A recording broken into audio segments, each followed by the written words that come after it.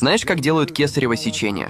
Перед началом операции врач сначала проверяет положение ребенка в матке, что помогает решить, делать горизонтальный разрез или вертикальный.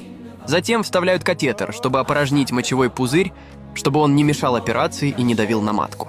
Далее вводят анестезию, которая обезболивает нижнюю часть тела, чтобы ты не чувствовала боли во время процедуры.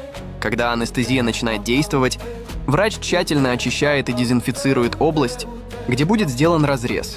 Затем аккуратно разрезают несколько слоев тканей: кожу, жир, мышцы, брюшину и матку.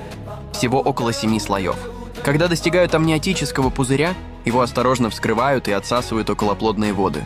В этот момент ребенка уже видно. Затем врач поднимает ребенка, пережимает и перерезает пуповину, и ребенок официально появляется на свет. Но операция на этом не заканчивается. Плаценту тоже нужно удалить.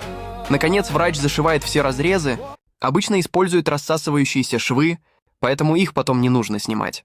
Вот так выполняется кесарево сечение.